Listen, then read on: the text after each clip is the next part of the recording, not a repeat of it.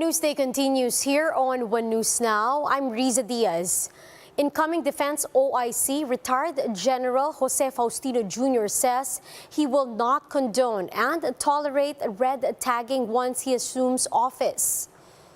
In an interview with A Big Story, Faustino said that they will continue programs under the National Task Force to End Local Communist Armed Conflict, or NTF-ELCAC. However, they will not tolerate red tagging under the Marcos administration.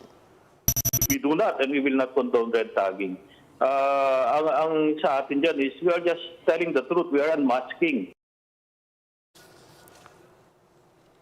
Faustino added that he will be guided by President-elect Bongbong Marcos' quote vision of a strong nation when he sits as DND OIC. Faustino also said that Marcos Jr. has ordered every department to be involved in any matter. Talagang I will be guided doon sa kanyang vision of a strong nation through national unity, economic recovery, and nation building. Ang guidance niya actually is sa lahat ng magiging effort ng ating pamahalaan at ng kanyang administrasyon, lahat ng departamento ay dapat maging involved at walang departamento na sisikat sa isang bagay, kundi lahat ay kailangan involved. Netizens are accusing the police of giving special treatment to the SUV driver who ran over a security guard in Mandaluyong City. However, the PNP says there's no such thing. Ryan Ang with the report. An outburst was seen on social media as netizens criticized the surrender of Jose Antonio San Vicente in Camp Crame. San Vicente was the driver of the SUV that ran over a security guard in Ortigas, Mandaluyong last June 5. Netizens claim that there was special treatment, citing how poor suspects are treated differently. A photo of the mother's suspect sharing a moment with PNP officer in charge, Lieutenant General Vicente Danao Jr., even circulated online. In fact, records would indicate na may mga insidente po na may mga malalaki po tayong tao na inaresto at dinaan po sa legal proseso. Fajardo explained how the suspect surrendered and why there was a press conference.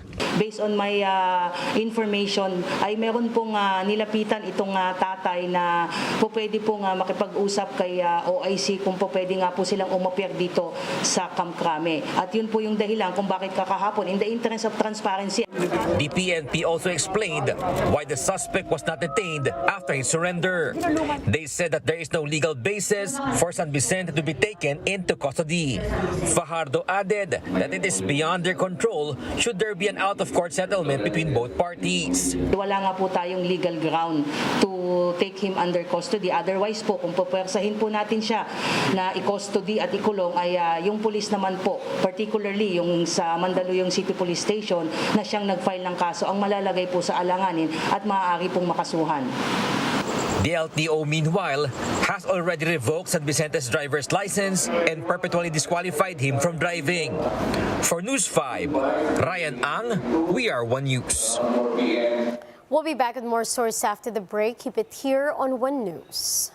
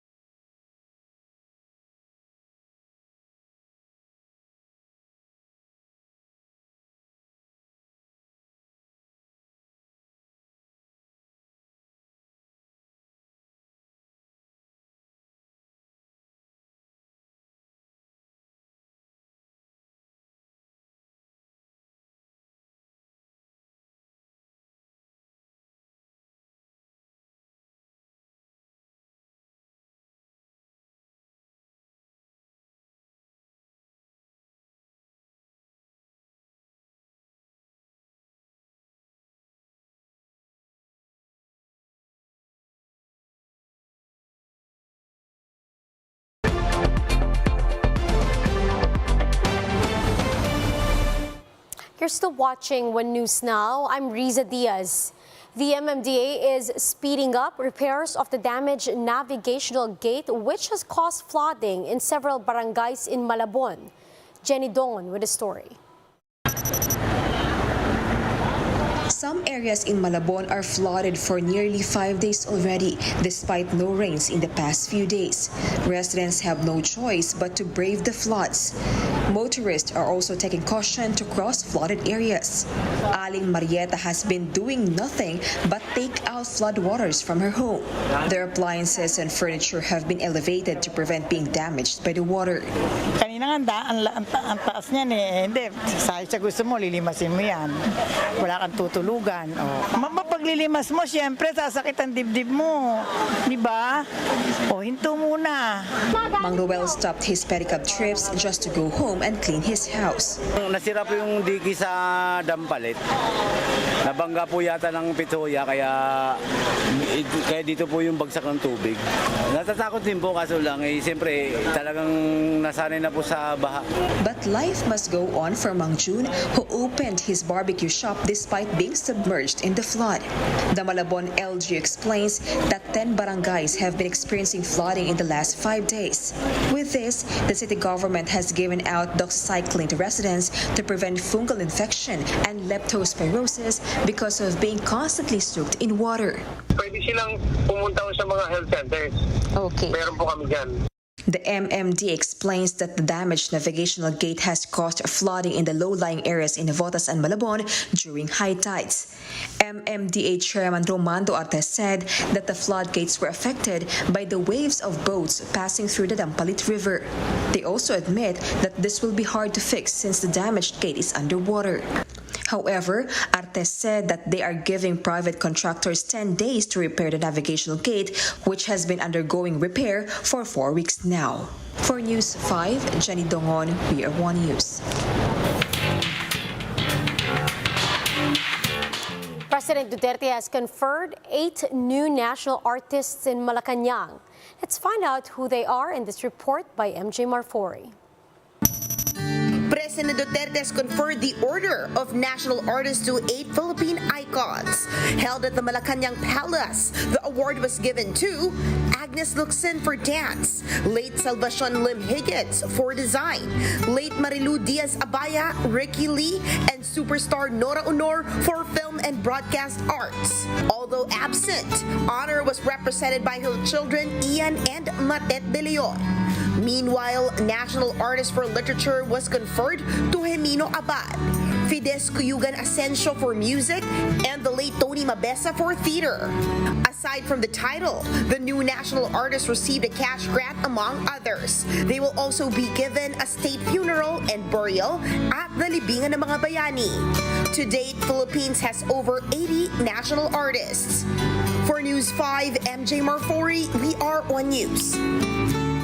Let's now take a quick look at today's other top stories. One political analyst says the cabinet appointment of former Senator Juan Ponce Enrile signals the end of the EDSA movement.